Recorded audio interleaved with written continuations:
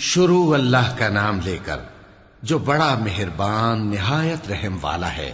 قیامت قریب آ پہنچی اور چاند شق ہو گیا، اور اگر کافر کوئی نشانی دیکھتے ہیں تو منہ پھیر لیتے ہیں اور کہتے ہیں کہ یہ ایک پہلے سے چلا آتا جادو ہے، اور انہوں نے جھٹلایا اور اپنی خواہشوں کی پیروی کی، اور ہر کام کا وقت مقرر ہے، اور ان کو ایسے واقعات کی خبریں پہنچ چکی ہیں جن میں عبرت ہے، اور کامل دانائی کی کتاب بھی، لیکن ڈراوے ان کو کچھ فائدہ نہیں دیتے، تو تم بھی ان کی کچھ پرواہ نہ کرو۔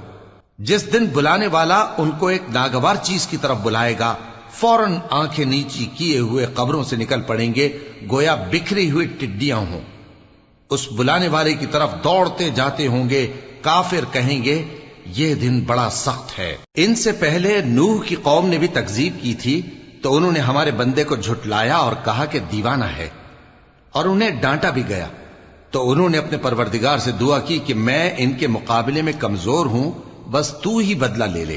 پس ہم نے زور کے مے سے آسمان کے دہانے کھول دیے اور زمین میں چشمے جاری کر دیے، تو پانی ایک کام کے لیے جو مقدر ہو چکا تھا جمع ہو گیا۔ اور ہم نے نوح کو ایک کشتی پر جو تختوں اور میخوں سے تیار کی گئی تھی سوار کر لیا، وہ ہماری آنکھوں کے سامنے چلتی تھی۔ یہ سب کچھ اس شخص کے انتقام کے لیے کیا گیا جس کو کافر مانتے نہ تھے۔ اور ہم نے اس کشتی کو ایک نشانی بنا چھوڑا، تو کوئی ہے کہ سوچے سمجھے؟ سو دیکھ لو کہ میرا عذاب اور ڈرانا کیسا ہوا۔ اور ہم نے قرآن کو سمجھنے کے لیے آسان کر دیا ہے، تو کوئی ہے کہ سوچے سمجھے؟ قوم عاد نے بھی تکذیب کی تھی، سو دیکھ لو کہ میرا عذاب اور ڈرانا کیسا ہوا۔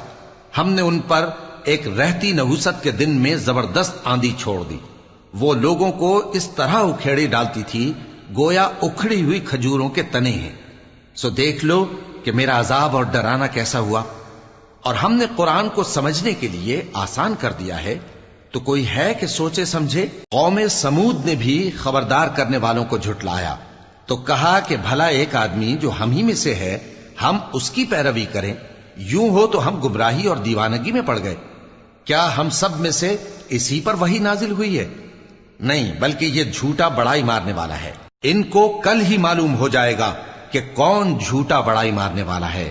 اے صالح، ہم ان کی آزمائش کے لیے اونٹنی بھیجنے والے ہیں، تو تم ان کو دیکھتے رہو اور صبر کرو، اور ان کو آگاہ کر دو کہ ان میں پانی کی باری مقرر کر دی گئی ہے، ہر باری والے کو اپنی باری پر آنا چاہیے۔ تو ان لوگوں نے اپنے رفیق کو بلایا، اور اس نے اونٹنی کو پکڑ لیا، پھر اسے مار ڈالا۔ سو دیکھ لو کہ میرا عذاب اور ڈرانا کیسا ہوا۔ ہم نے ان پر عذاب کے لیے ایک زور کی آواز بھیجی، تو وہ ایسے ہو گئے جیسے باڑ والے کی چورا چورا ہو جانے والی باڑ۔ اور ہم نے قرآن کو سمجھنے کے لیے آسان کر دیا ہے، تو کوئی ہے کہ سوچے سمجھے؟ لوط کی قوم نے بھی ڈر سنانے والوں کو جھٹلایا تھا، تو ہم نے ان پر کنکر بھری ہوا چلائی، مگر لوط کے گھر والے کہ ہم نے ان کو پچھلی رات کے وقت بچا لیا اپنے فضل سے۔ شکر کرنے والے کو ہم ایسا ہی بدلہ دیا کرتے ہیں۔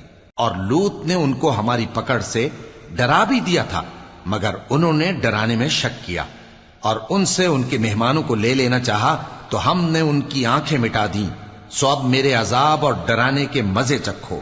اور ان پر صبح سویرے ہی ٹھہر جانے والا عذاب آ نازل ہوا، تو اب میرے عذاب اور ڈراووں کے مزے چکھو۔ اور ہم نے قرآن کو سمجھنے کے لیے آسان کر دیا ہے، تو کوئی ہے کہ سوچے سمجھے؟